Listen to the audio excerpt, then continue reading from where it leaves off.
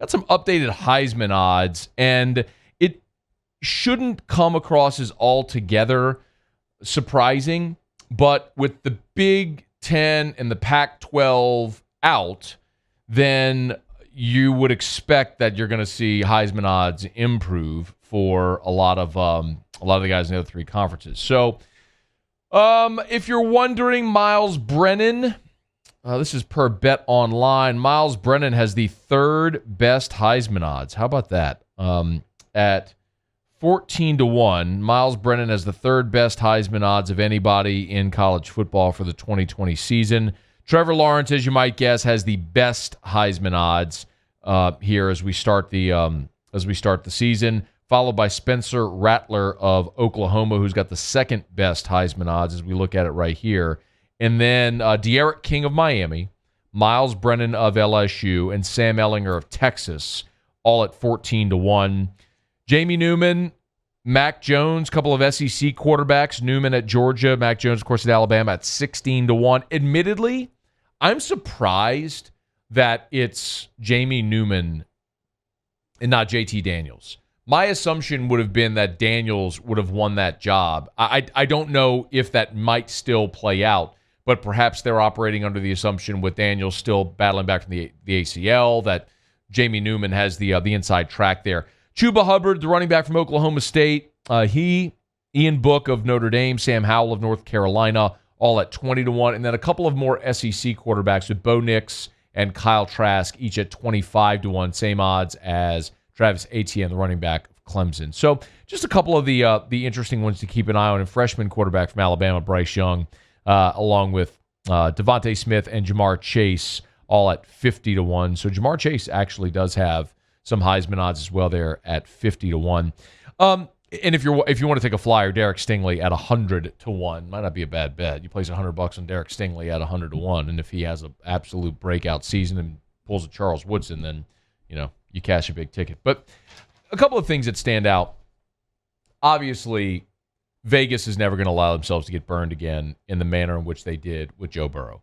Burrow was 200-1 with his preseason odds.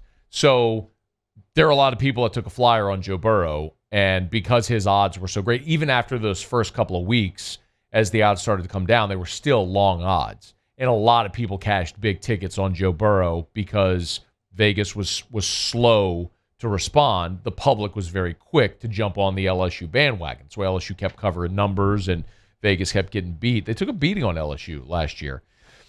It'll never happen again. It's the same reason that you see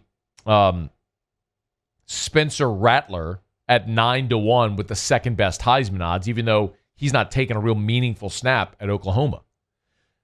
Trevor Lawrence is at 2-1, and then Spencer Rattler's at 9-1. Why? Because every year the Oklahoma quarterback in that system puts out enormous numbers and ends up with a seat at the Heisman ceremony in New York. Effectively, this is Vegas telling you, we think LSU is that as well now with this offense.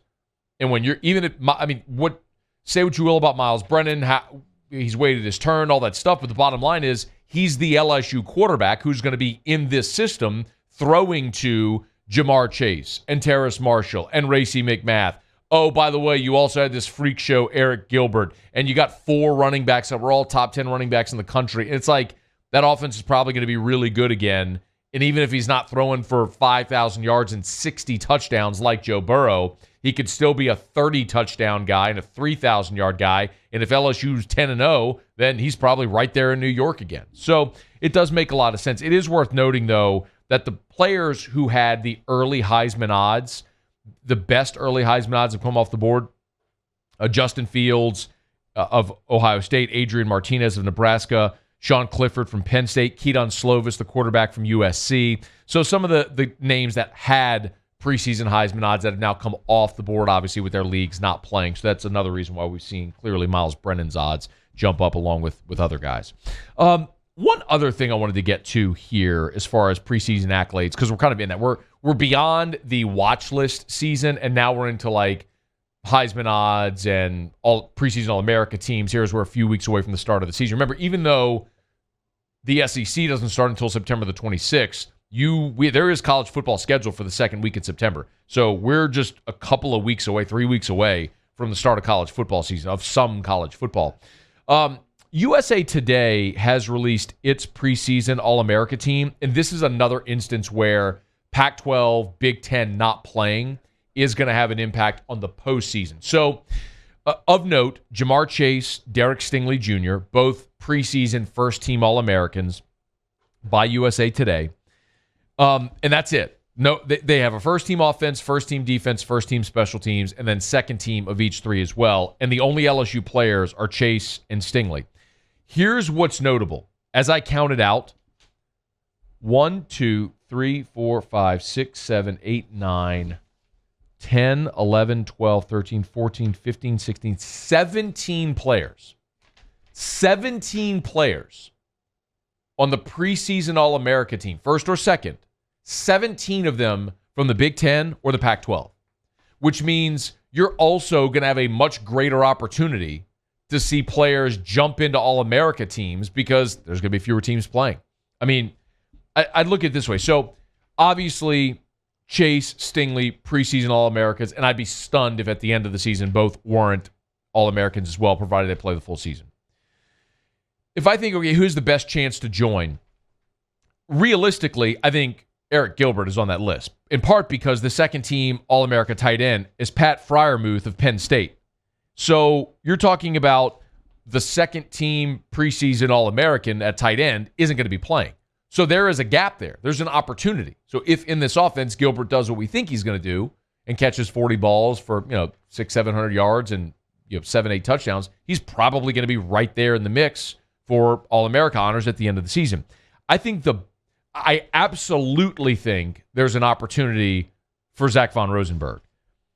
The preseason All-America punter is Max Duffy from Kentucky. But the second team, all of the specialists, the punter, the punt returner, and the all-purpose player are all from the Big Ten. The punter is Blake Hayes from Illinois. So Zach Von Rosenberg has an amazing opportunity this year in his senior year, which may be his first senior year, make it another one, to potentially step into that role. I was surprised not to see Tyler Shelvin on the list. And one of the preseason first-team All-Americans and two of the preseason second-team All-American defensive linemen aren't going to play. Kayvon Thibodeau of Oregon, out. Levi Onzuworke out of Washington, out. Jay Tufele out of USC, out. Great opportunity for Tyler Shelvin. I think Jabril Cox could absolutely step in. Two of the first-team All-America linebackers, Micah Parsons and Hamilcar Rashid Jr. I don't know who that is, but he's out of Oregon State. He's a senior. Also not playing. And then I think Jacoby Stevens obviously could find his way in that mix as well.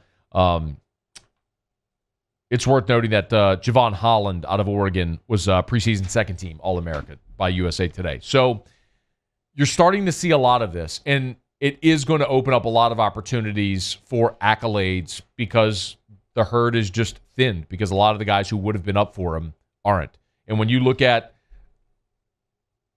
52 preseason All-Americas by USA Today, first team, second team, offense, defense, special teams. There's 52 total names on this list. 17 of them are not playing. So, I mean, you're talking roughly a third of the list is up for grabs now. So, heading into the season. So, great opportunity for LSU guys. Shelvin, Cox, Stevens, I think are the ones really to keep an eye on defensively to see if they can jump up and grab a spot. Hey, thanks so much for watching. Please leave your comments. I love to interact. And be sure to hit the red subscribe button below.